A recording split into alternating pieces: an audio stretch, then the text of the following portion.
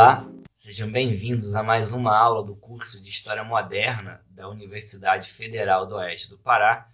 Nós estamos na nossa última unidade do curso, a unidade Estado e Sociedade, e nós estamos na nossa aula de número 14, intitulada A Sociedade do Antigo Regime.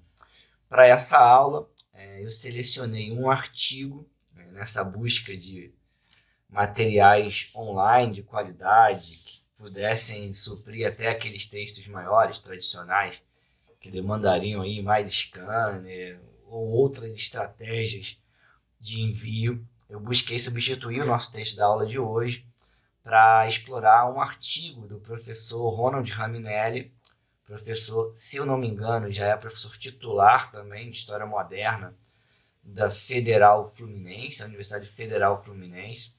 Não tive o prazer de ter ele como meu professor direto, mas já convivi, porque a época em que eu me graduei na UF, ele já era docente da casa. O Raminelli tem uma vasta produção sobre a temática da história moderna, principalmente relacionando com o período colonial no Brasil.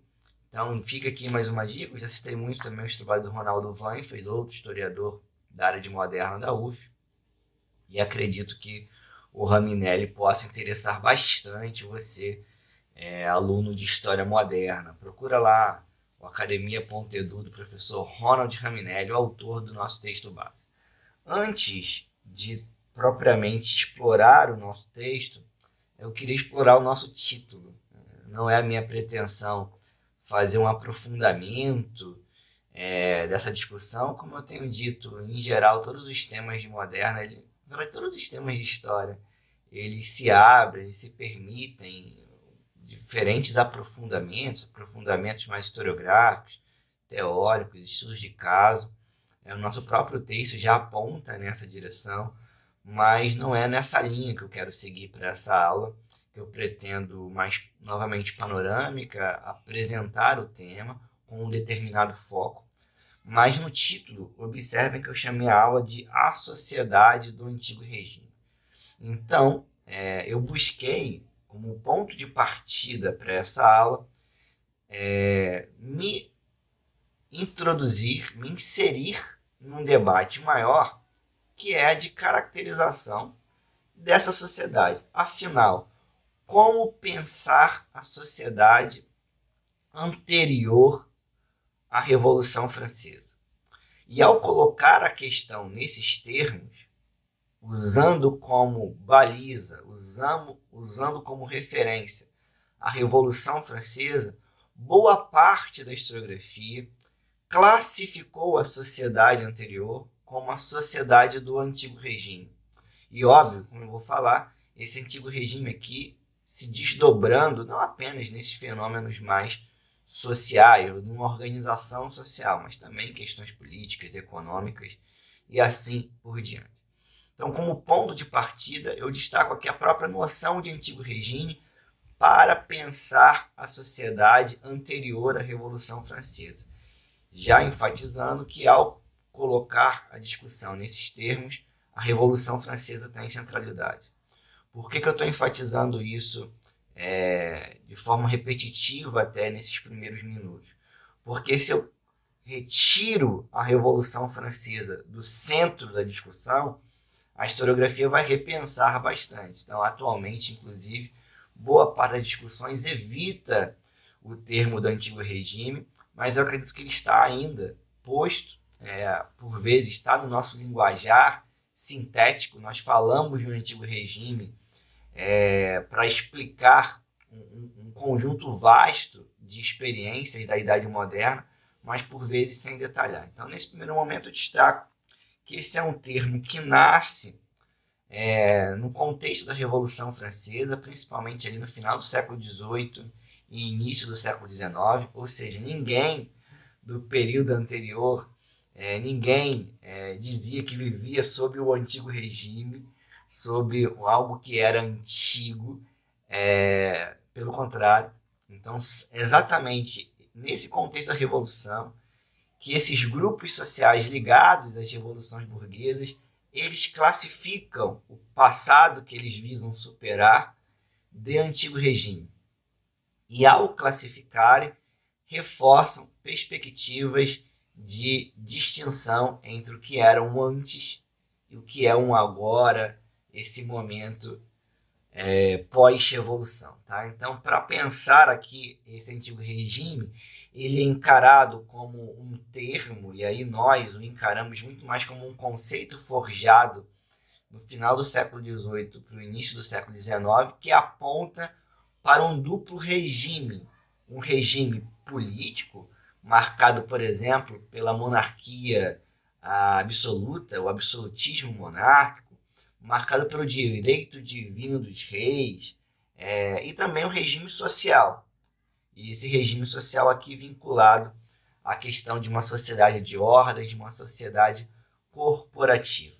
Óbvio que a gente também pode pensar outros desdobramentos desse antigo regime, como, por exemplo, a questão de uma sociedade de corte ganhando centralidade. Poderíamos pensar num sistema econômico marcante, geralmente descrito como mercantilismo. Poderíamos pensar nessa cultura aristocrática, nesse ethos da nobreza que se expande, se modifica, se vive uma metamorfose, para já usar um termo do Ronald Raminelli.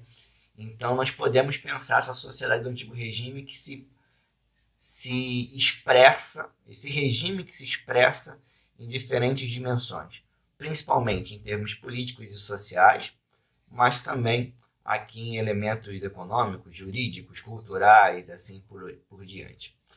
Novamente, não é a minha intenção aprofundar muito essa discussão, eu deixo aqui nesse início, como já é de praxe no nosso curso, principalmente nesse curso remoto, em que eu acabo não podendo levar livros, geralmente eu deixo uma listinha em sala, mas eu indico aqui obras que vocês possam ter interesse, ou autores, referências nessa temática. É óbvio, é incontornável o trabalho do Alex Tocqueville, é um livro que inaugura a discussão do antigo regime no plano acadêmico. O Alex Tocqueville faz essa obra monumental e explica o seu tempo através do termo do antigo regime. Novamente, uma obra de 1856, é o livro O Antigo Regime e a Revolução. Você, estudante interessado nessa obra, existem dezenas, acho que até centenas de edições desse livro. Em português existem algumas, eu diria dezenas de edições do Alex Tocqueville, então vale a pena, é uma das obras clássicas da história, e mesmo sendo uma obra que a gente use mais como uma fonte para pensar a cunhagem do termo, para pensar a historiografia do século XIX, acho que vale muito a pena acessar a obra do Tocqueville. Um segundo autor, e esse eu não sei se está traduzido para o português, me parece que não, tá, pessoal? Geralmente a gente cita muito ele pela obra em espanhol, é o Pierre Goubert, porque essa discussão do antigo regime é muito focada no caso francês, então nós vamos ver muito mais a historiografia francesa se dedicando, se debruçando sobre o antigo regime, algo que eu já falava em tom crítico nas aulas de medieval sobre esse feudalismo excessivamente francês, em que quando nós saímos da França vai perdendo sentido ficar ainda batendo nessa tecla do feudalismo. Aqui também, novamente, nós temos um elemento francês demais nas reflexões, que é o conceito de antigo regime. Tá? Então nós vamos ter esse trabalho do Pierre Goubert, um livro famoso de 1969, que é O Antigo Regime, em 2 volumes. O Goubert é considerado um dos grandes autores dos anos 60, 70, vira um debate intenso na França sobre o que era o antigo regime, a força da história demográfica, da caracterização dos grupos sociais, e o Goubert ele oferece uma obra mais acabada acerca do antigo regime. Mas qualquer estudo de fundo sobre o antigo regime, sobre o conceito de antigo regime, passa pela obra do Goubert. Novamente, eu acho que ela não está traduzida para o português, mas em espanhol com certeza é uma obra acessível. contemporâneo do Gaubert, mas seguindo uma linha crítica e já apontando para que falar de antigo regime é assumir uma perspectiva anacrônica para pensar o mundo moderno, a sociedade do mundo moderno, a política do mundo moderno, a economia do mundo moderno. Nós vamos ter uma obra também, acho que essa sim traduzida para o português, pelo que eu conheço, só pelo português de Portugal, pela edições 70, lá de Lisboa, que é o Pierre Chani, A Civilização da Europa Clássica, uma obra também monumental, em 2 volumes, muito importante. Então acho que vale a pena. Um aluno meu, eu deixo aqui a referência ao William da turma, pediu para deixar embaixo aqui, sempre que eu falasse o nome dos autores, a indicação dos nomes. Eu tenho acompanhado a referência ao final da aula, mas eu vou botar todos lá e vou deixando, né? Vocês estão vendo o nome dos autores. Então, Pierre Chani, ele, sim, novamente, essa é uma obra em português que vai fazer uma crítica a essa noção de antigo regime, estruturando a nossa concepção acerca da sociedade do mundo moderno. Por fim, apenas porque essa sim é muito acessível e é uma daquelas obras que o aluno pode falar: professor, eu não tenho nesse momento condições de investir comprando esse livro, porque infelizmente suas edições esgotadas elas acabam sendo encontradas de forma muito cara na internet. Eu não consigo procurar aquelas versões em PDF que não vem ao caso, ou não tenho tempo nesse momento para me dedicar a ler como bibliografia complementar os 2 volumes do Chani, procurar o Colbert em espanhol, explorar uma grande obra que é do Tocqueville. Então, assim, por vezes os alunos precisam, para manusear de forma mais rápida um instrumental, até para dar aula, obras de cunho mais didático. Então é nessa linha que eu vou fazer minha última citação aqui, que é um livrinho do William Doyle. O livro é um antigo regime, é daquela coleção série Princípios, da Brasiliense, foi muito famosa ali nos anos 80, anos 90, que visava trazer para o grande público textos de cunho mais didático, que apresentassem um problema.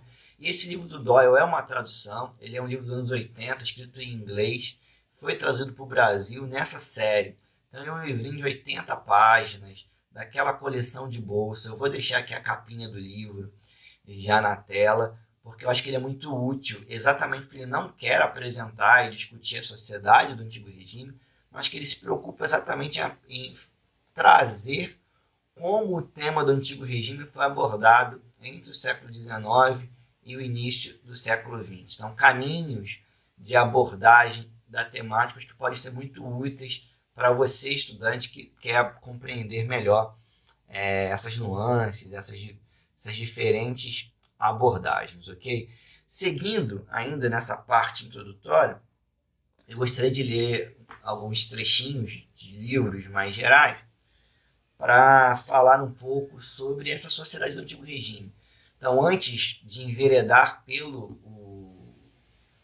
o Ronald Raminelli, que é um trabalho focado na questão da nobreza, eu gostaria de oferecer para vocês uma visão um pouquinho mais ampla sobre a sociedade. E, por vezes, essas visões mais amplas, de forma rápida, como eu sempre falo, elas carregam de forma intrínseca a generalização, uma síntese, uma visão que não carrega especificidade. Tá?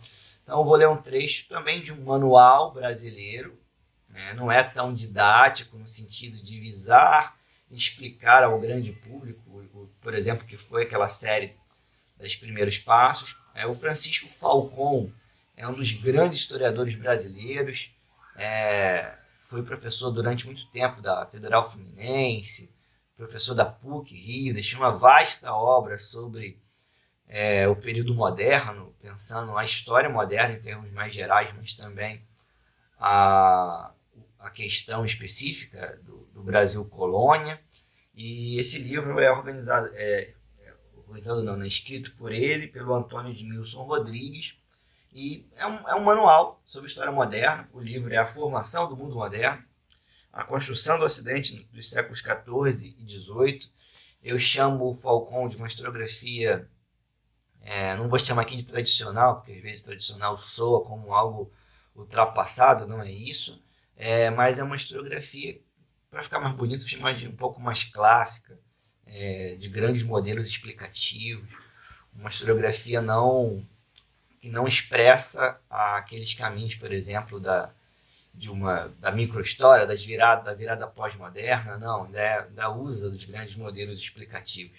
E para o Falcon, ele busca oferecer esse modelo explicativo acerca do antigo regime. Eu acho que pode ser útil para a gente. Eu vou citar um trechinho das páginas 36 e 37.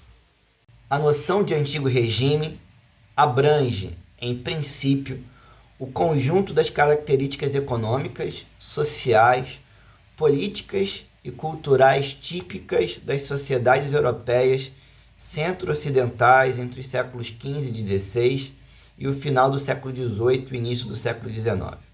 Em resumo, tais características comuns eram: um tipo de economia caracterizada pelo intervencionismo estatal, mercantilismo e pelo peso das práticas fiscalistas. Um tipo de hierarquia social, uma sociedade constituída segundo 2 critérios fundamentais, estamentos e ordens, tendo como fundamento das distinções sociais, dos direitos e deveres, a noção de privilégio, fundada no nascimento, na posição social e nos diversos tipos de vínculos associados a favores, benefícios e serviços prestados ao monarca ou dele recebidos ao título de retribuição. Um tipo de Estado, ou melhor, de constituição política, que se manifesta nas instituições da monarquia absoluta como elemento detentor do poder soberano e, ao mesmo tempo, agente moderador dos conflitos de interesses entre distintas categorias sociais. Uma visão de mundo essencialmente aristocrática ou tradicional, que, de certa maneira, ultrapassa as fronteiras políticas e produz uma determinada ideologia de uma unidade ou identidade entre os setores dominantes dos diferentes países, a despeito das diferenças reais entre eles. Esse é um trecho interessante do Falcon, exatamente porque aponta no sentido de enxergarmos diferentes características. Então, novamente, o Falcon já encaminha em termos econômicos para a questão do mercantilismo, que eu brevemente citei. Infelizmente, a gente não entra nesse tema durante o nosso curso, mas fica aqui a possibilidade de explorar essa questão. Ele nos fala dessa organização da política do Estado absoluto, e aqui, novamente, o Falcon não está ligado aos movimentos historiográficos dos anos 80, 90 em diante, que redefiniram a nossa compreensão sobre absolutismo, o absolutismo monárquico. Cabe, então, esse aceno. E, para mim, o mais importante desse trecho do Falcon é o item que ele fala exatamente dessa sociedade estamental. Porque, ao falar da sociedade estamental, ele aponta diretamente no eixo central da nossa aula de hoje, que é a discussão de um grupo específico, que é o grupo da nobreza. Faço aqui um breve esclarecimento. Eu precisei aqui mudar um pouco o quarto. Chuvas na Amazônia começam durante o dia de forma até meio inesperada. Eu estava aqui com tudo aberto e simplesmente começou a entrar água, que a chuva veio firme agora. Feito esse breve esclarecimento, eu continuo com a nossa discussão. O trecho do Falcon, ele também nos é útil para apontar para uma perspectiva de uma sociedade estamental, uma sociedade de ordens, de estados, e ao fazer isso, nos diferenciarmos da percepção nossa contemporânea ou pós-revolução industrial, uma sociedade capitalista, que seria compreendida como uma sociedade de classes. Nesse sentido, a diferença está de que não podemos pensar a sociedade moderna, essa sociedade que eu estou aqui de forma breve e em geral chamando de sociedade do antigo regime.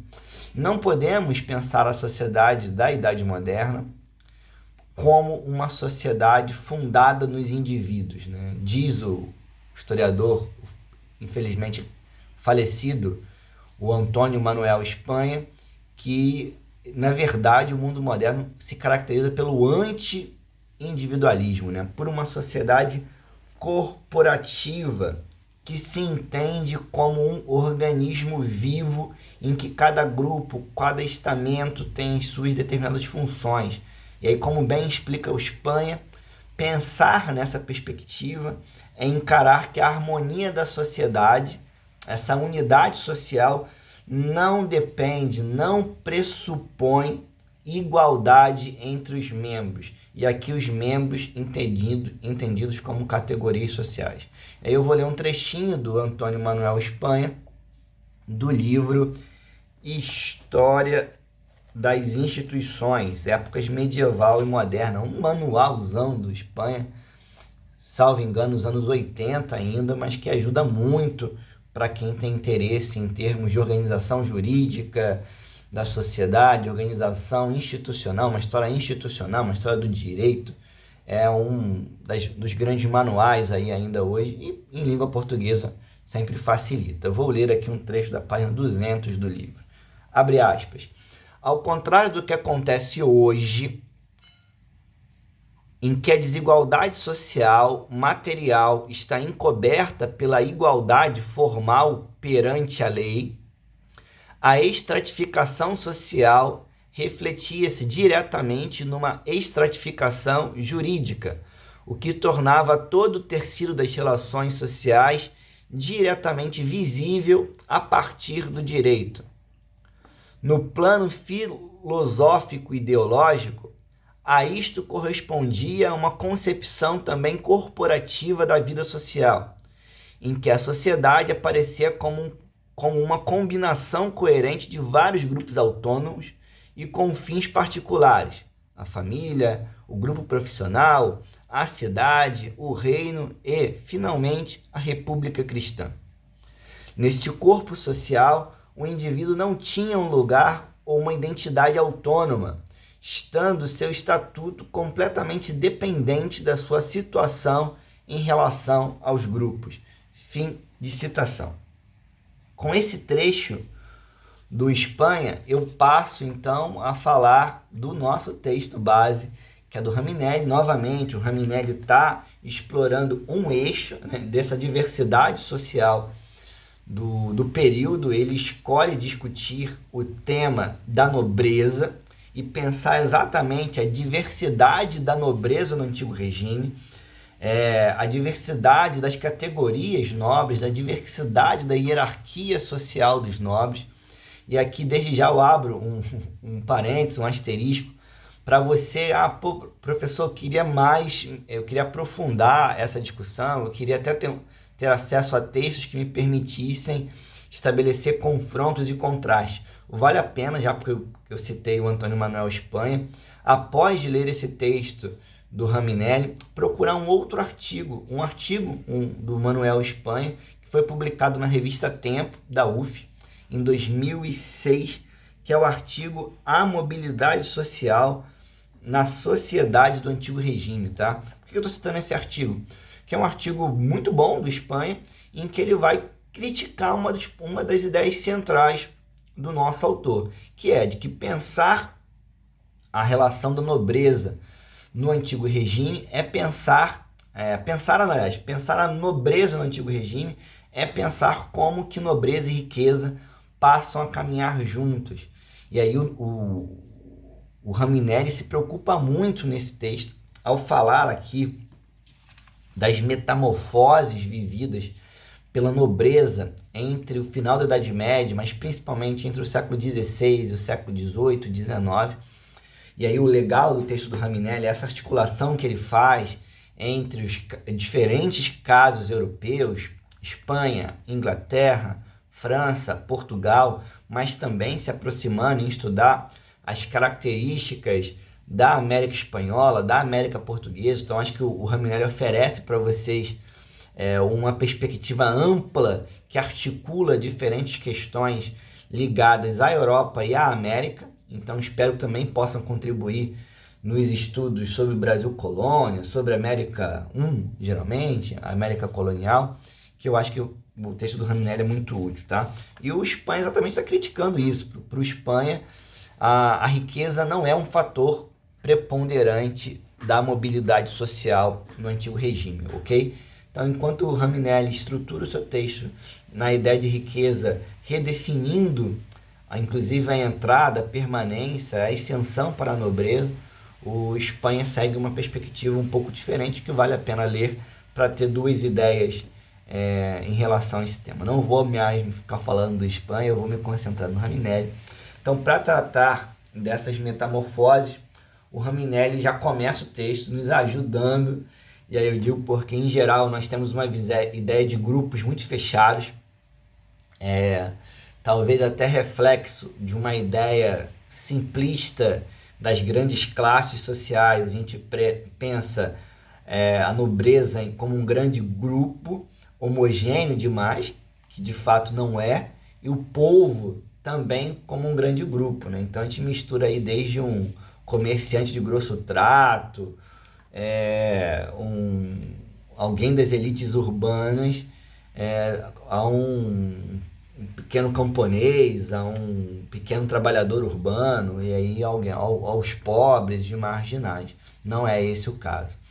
Então, acho que o primeiro momento do texto ele nos ajuda já. O Raminelli, acho que ele é muito feliz em começar o texto, lembrando ao leitor que falar de nobreza é falar de um conjunto muito heterogêneo, que poderia, em linhas gerais, se dividir entre uma alta nobreza, essa alta nobreza que produz os fidalgos do mundo ibérico, que produz, que ela está diretamente ligada ao elemento de titulação, de hereditariedade, e é uma nobreza que consegue transmitir bens, né? Então, essa ideia de nobreza, memória, passado, história, passa por essa categoria da alta nobreza, dos grandes nobres do reino, que nesse período estão cada vez mais afastados da noção de um nobre guerreiro e mais ligados a uma nobreza de corte que gravita em torno do rei.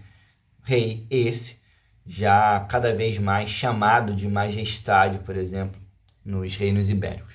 Por outro lado, existe um outro conjunto muito mais numeroso e por vezes mais difícil também da gente conhecer o detalhamento deles, que a gente pode chamar de uma baixa nobreza. Ele nos cita aqui, por exemplo, a questão dos oficiais, a questão de uma série de outros grupos que estão ali nessa baixa nobreza, que tem a sua relação com a nobreza, passando sobretudo pelo ofício, passando pela questão da formação.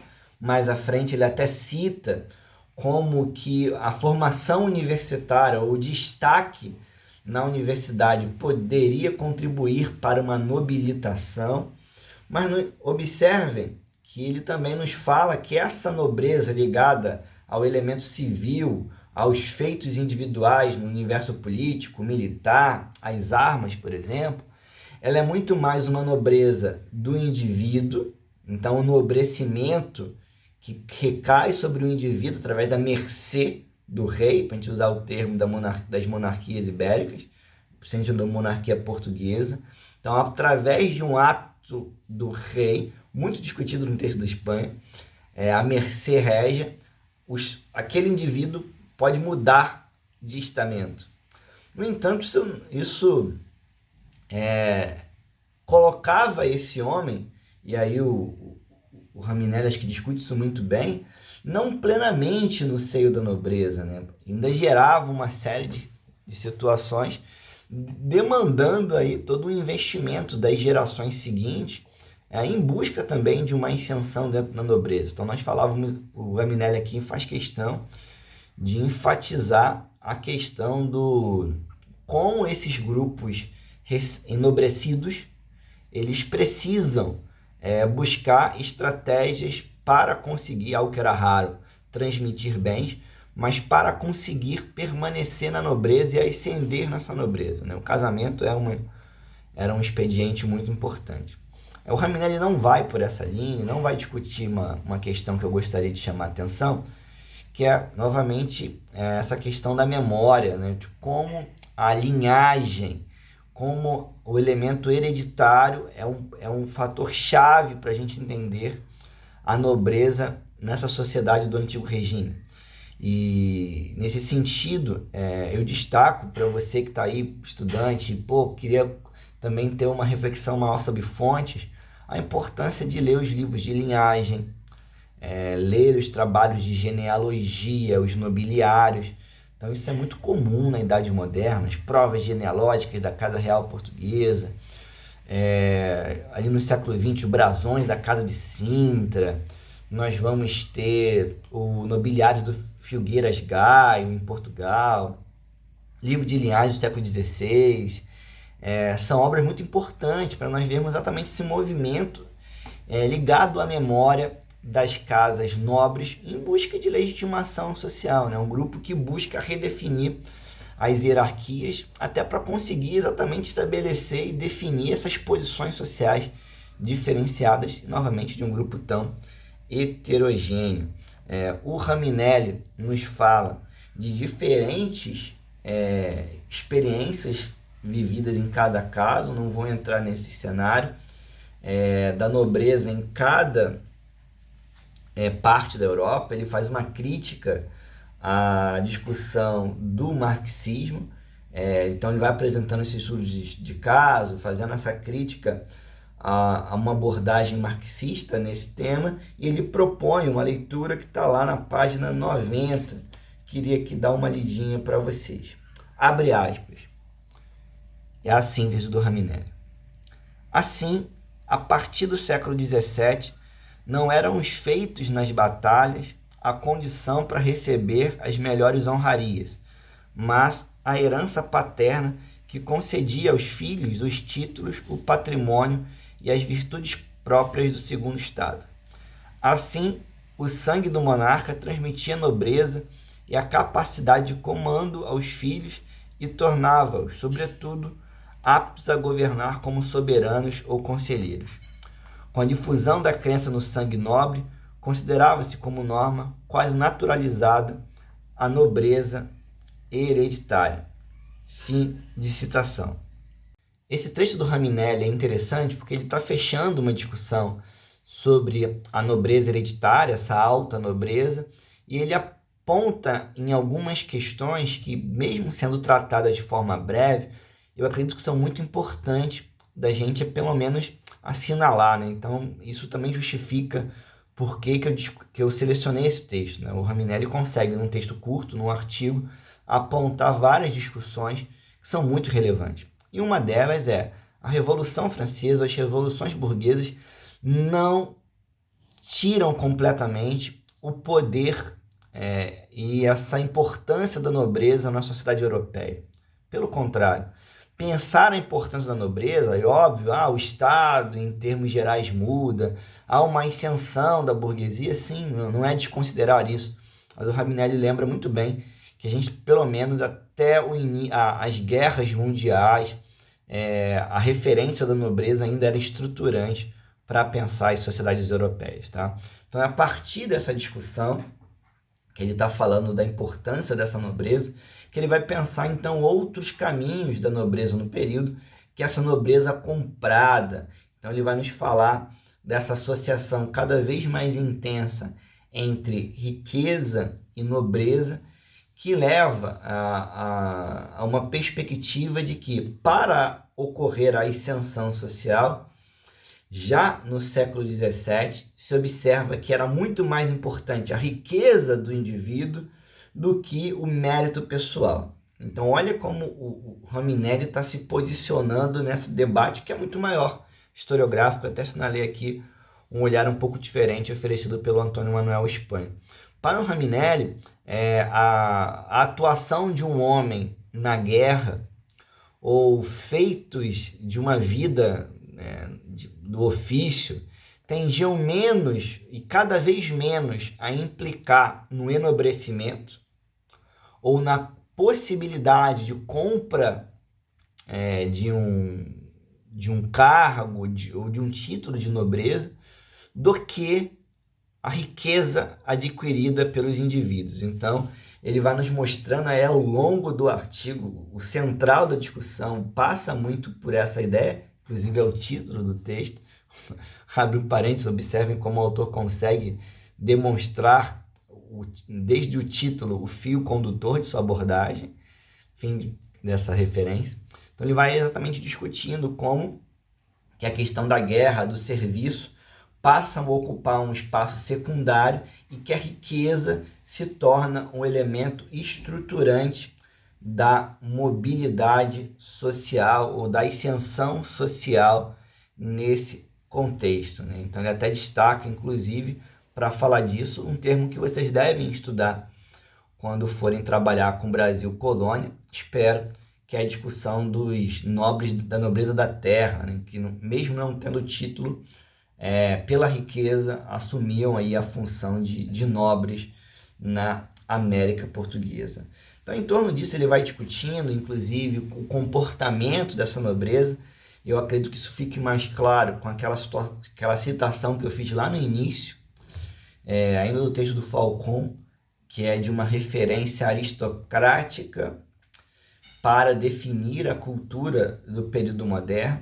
Então, aqui no texto, no nosso artigo, o Raminelli está falando sobre como que essa nobreza, ou essa nobreza que acabou de enobrecer, ela se caracteriza por um ethos, um determinado ethos, um comportamento, uma determinada cultura, e isso passa, por exemplo, pelos gastos, por um estilo de vida que não está ligado ao lucro, né? Então isso também é marcante. Geralmente os estudantes que estão se achegando a esse tema têm uma percepção muito de que, nossa, capitalista, né, de um dinheiro usado para reinvestir e gerar mais lucro, mas o Raminelli, e aí nesse ponto se aproxima do Espanha, ele vai exatamente nos falar sobre como que nesse período, nesses séculos, visa-se um outro comportamento nos gastos. Inclusive isso gerava, por vezes, problemas para as finanças ou até mesmo crises financeiras de algumas casas monárquicas que precisavam manter uma vida nobre, né? Ser nobre é também viver como tal. E nessa perspectiva, existiam gastos com casamentos, com uma vida da corte, que por vezes botava alguns nobres em risco. Passo, então, ao tema das venalidades, né? A questão da venda de cargos e títulos, em que o autor basicamente usa para fechar esse grande eixo. O Raminelli ele vai mostrando como que isso também é uma estratégia da monarquia para garantir as suas bases fiscais, o seu caixa, e vai mostrando para a gente como que essas dinâmicas ocorrem, sobretudo também a partir dos casos da América. Então, dentro dessa grande linha da nobreza e riqueza, da nobreza comprada, o Raminelli faz questão de enfatizar esse eixo. E para não... Já vi que a aula está ficando bem longa, eu vou caminhar já para o final. Vou citar mais um trechinho do Raminelli, que passa exatamente por esse eixo da compra, do enobrecimento ligado à riqueza. Está lá na página 102 do artigo. Abre aspas. Os homens ricos não tomavam parte da nobreza natural, mas da civil. A nobreza assim criada não era fruto da linhagem fidalga, mas apenas do desígnio régio. O monarca era a fonte originária da nobreza civil, o senhor das criaturas e controlador das possibilidades de ascensão. Muito antes, escrevera o tratadista que a verdadeira nobreza não pode dá-la ao príncipe, por mais amplo que seja seu poder. Fim de citação. Eu selecionei esse trecho porque eu acho que ele novamente reforça a perspectiva de que a gente não pode falar de que esse nobre enobrecido essa nobreza que ele está chamando aqui no texto de nobreza civil, nobreza política, uma nobreza criada pelo rei, coloca-se no mesmo patamar dos nobres ligados à nobreza de hereditariedade que ele discute. Então, novamente, olhem as fontes dos livros de linhagem, olhem as obras dos nobiliários, isso é muito importante. Se vocês não quiserem ir para essas obras, porque acham que é um texto meio duro, um texto meio cansativo, é interessante também ir para um outro tipo de material, de tipologia documental, que nos ajuda a pensar essa redefinição das hierarquias, né? Então, quando eu estou falando aqui, né, até abro um parênteses, eu estou de fundo pensando muito naquelas discussões das hierarquias dentro da classe, se nós quisermos usar um termo de classe, né? Então, a gente está falando de uma grande classe, a nobreza, e como existem as hierarquias sociais dentro dessa categoria. E nisso, a gente também está pensando as formas, as estratégias de distinção, as formas e estratégias de hierarquização, não jurídicas, mas simbólicas dentro dessa área. Óbvio que eu estou usando aqui todo um vocabulário muito ligado à obra do Pierre Bourdieu. Então, vale a pena, por exemplo, também olhar para a tipologia documental dos espelhos, tá?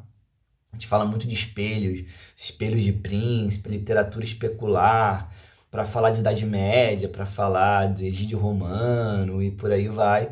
Mas vale a pena, porque essa literatura especular, ela marca a Idade Moderna também. Talvez a maior expressão seja o Príncipe de Maquiavel, que também ele é expressão dessa literatura especular, mas eu também destaco outras expressões dessa literatura pedagógica, se nós quisermos, que ajudam a oferecer princípios de distinção e categorização, que são as obras que vão orientar os ofícios. Então, por exemplo, vocês acabaram de ouvir um podcast que nós gravamos para a nossa aula número 13, que foi um podcast sobre relações internacionais. Nós falamos sobre os embaixadores. Por exemplo, nós vamos ter várias obras definindo o que é o ofício do embaixador, muito mais por um princípio moral, um princípio ideal acerca desse exercício importantíssimo para a vida dos estados modernos. Por uma outra linha, nós vamos ter vários manuais do bom governo, esses talvez mais reconhecidos na longa duração, como eu citei o Príncipe, manuais da boa morte. Nós já vimos essa citação em outras aulas, quando falamos da história do medo, quando falamos do humanismo, e eu também cito a vivência da corte, né? Por exemplo, uma das obras mais famosas do período é exatamente O Cortesão. Então, acho que vale a pena pensar também essa tipologia documental que estabelece princípios simbólicos de diferenciação social naquele período. Queridos, nessa aula, ela acabou ficando um pouquinho mais longa do que eu vinha gravando, eu acho. Eu busquei começar falando um pouco sobre o conceito de antigo regime, brevemente, apenas para pensar que ele é um conceito historiográfico importante. Já caiu um pouco em desuso, mas que ainda aparece quase no senso comum da nossa área, então acho que vale dar uma olhadinha para ele. Nesse primeiro momento ainda introdutório, eu fiz questão de enfatizar algo que o nosso texto oferece pouco, porque ele pressupõe uma caracterização mínima dessa sociedade do antigo regime, dessa sociedade moderna, como uma sociedade corporativa, uma sociedade de ordens, não como uma sociedade de classes. Então, por isso, na primeira parte, eu busquei fazer essa caracterização mais ampla da sociedade e, por fim, apenas apontar aqui o elemento central do texto, tá? Então, para finalizar, eu queria destacar 2 itens ainda, brevemente. O primeiro deles é que, ao optar por essa linha interpretativa, eu abri mão do principal eixo que eu uso nas aulas presenciais, que em geral não é discutir nobreza, não é discutir esses grupos, que é discutir as questões mais sociais, a questão do pobre, a marginalidade do período, tá? Então, para vocês que estão apenas acompanhando o curso de Moderna de forma remota, eu vou indicar um livro que esse até eu uso mais como referência complementar, mas acho que ele vale muito a pena para, de forma ampla, trazer essa discussão, que é o livro do Bronislaw Geremek, Os Filhos de Caim, subtítulo Vagabundos e Miseráveis na Europa, na literatura europeia, de 1400 a 1700. É uma obra maravilhosa do Geremek, que vai exatamente problematizar a questão da história da pobreza, a história desses miseráveis e vagabundos, por vezes ligados. Eu até uso muito em sala uma ideia bem contemporânea, né, que é uma marginalização da pobreza. O Geremek é um historiador polonês falecido que deixou uma vasta obra sobre essa temática da pobreza, da marginalidade. Acho que também vale a pena buscar outros textos, esses que eu uso mais em sala. A Culturas do Povo, da Natalie Zemon Davis, tem um capítulo bem interessante para falar de assistência social aos pobres, como que a reforma, de certa forma, a reforma de certa maneira, contribui para pensar essa questão da assistência social católica e protestante no mundo moderno. Então, acho que esse é um eixo que a gente não abordou aqui. Geralmente a gente lê muita literatura nessa aula, então, como não teria interação, eu não fui por aí. A literatura pícara, a literatura até do século XIX, que a gente usa bastante em sala, mas fica aqui a referência para o Geremek.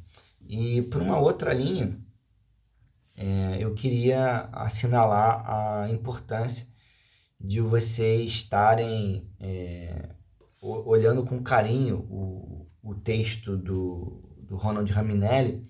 E aqui eu falo muito para o estudante de História que está aí na graduação e por vezes daqui a pouco vai começar a viver a emoção do trabalho de conclusão de curso. Vale a pena ler de forma técnica o texto do Raminelli como uma construção de um argumento. É óbvio que demandar de vocês esse tipo de artigo não é isso que eu estou querendo dizer com esse meu comentário, mas eu gostaria que vocês, ao lerem o texto do Raminelli, que vocês possam também enxergar como ele constrói os argumentos. Então, um trabalho de muita fundamentação. Então, exatamente, a cada momento que ele apresenta uma ideia de síntese e ele vai citando autores, citando referências, sem tornar o texto maçante, sem fazer do texto um recorte-cola, que acontece muito nos trabalhos de graduação, de que apresentar o argumento e ficar copiando trechos, ou nem citar. Então, leiam esse artigo do Raminelli também como uma forma de escrita acadêmica. Eu acho que ele vai ajudar muito na trajetória de vocês. É isso, falei demais na aula de hoje. Espero que todos estejam bem, com saúde, e até a próxima, a nossa última aula do curso de Moderna. Tchau, tchau.